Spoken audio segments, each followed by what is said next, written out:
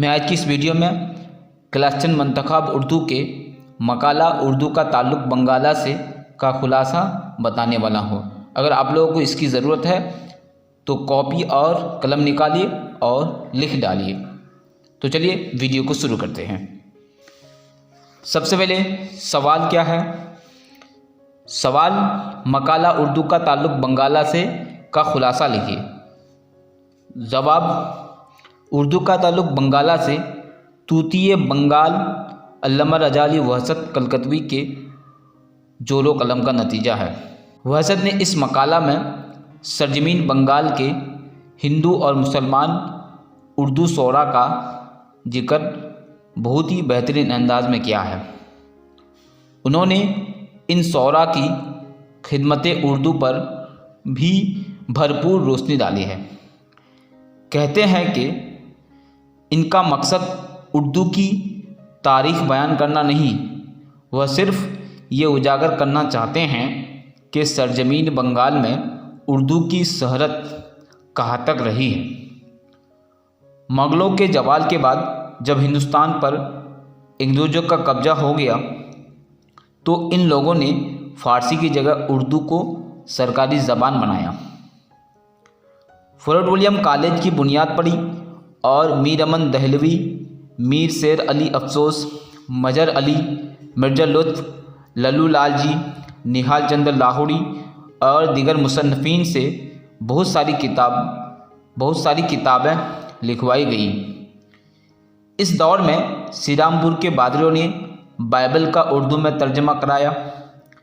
शाह अब्दुल कादिर ने दिल्ली में 1807 ईस्वी में कुरान शरीफ का उर्दू तर्जमा किया। इन सब बातों के पेश नज़र ये दावा किया जा सकता है कि उर्दू की खिदमत मुनज़्ज़म तौर पर सरजमीन बंगाल में शुरू हुई। सिराजुद्दौला के दरबार में काबिल कदर खुश फ़िक्र और खुश ज़बान शोरा जमा थे, जिन्होंने अपनी शायरी से मुर्शिदाबाद को दिल्ली और लखनऊ के बराबर ला खड़ा किया था।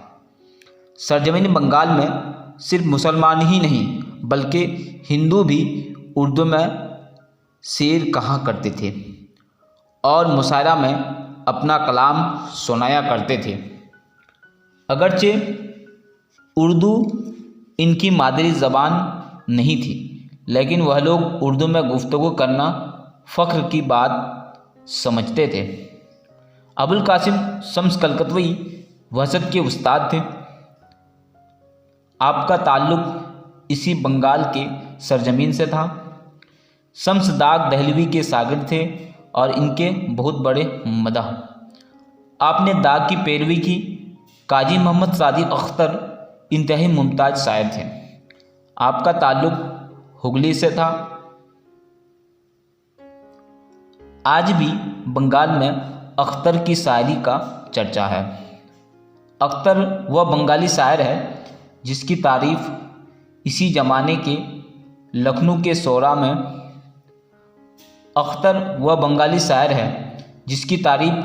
उसी ज़माने के लखनऊ के शोरा में भी किया करते थे। खुद अवध के बादशाह गाजिउद्दीन हैदर ने सादिक अख्तर को मुल्कुल शोरा के खिताब से सरफराज किया।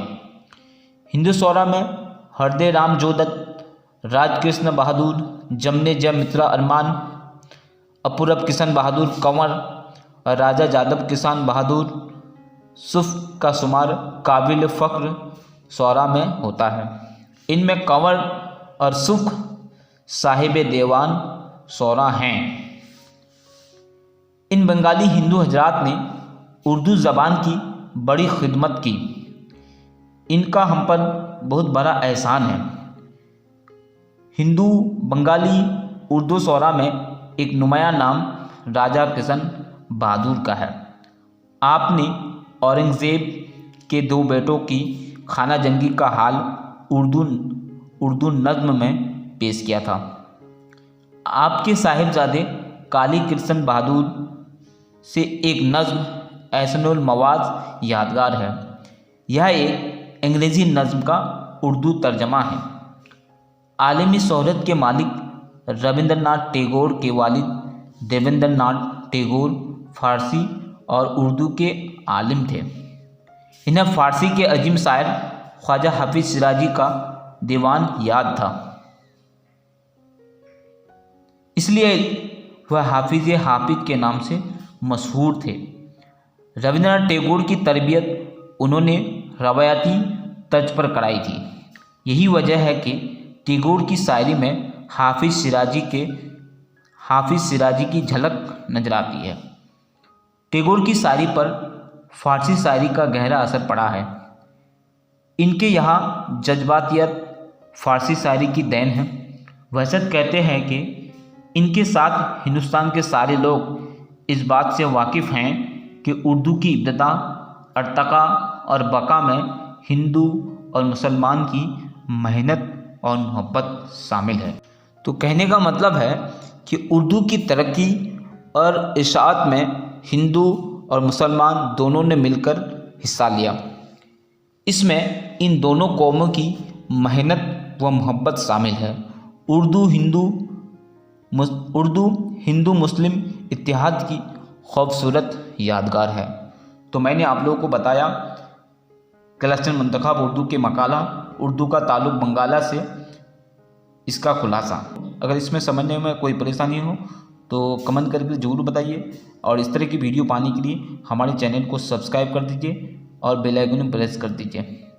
और इनके अलावा क्लस्टन मंतखब उर्दू के या फिर मावन उर्दू के और भी वीडियो आप लोग देखना चाहते हैं तो उसका लिंक आपको इस वीडियो के डिस्क्रिप्शन में मिल जाएगा, तो वहाँ पर आप लोग जाके देख सकते हैं। साथ ही साथ क्लास 10 के और भी जो सिलेबस है और भी जो सब्जेक्ट है उनका भी वीडियो आप लोगों को मिलेगा, तो उसका भी लिंक आपको वीडियो के डिस्क्रिप्शन में मिल जाएगा, तो आप लोग वहाँ पर जाके देख सकते हैं।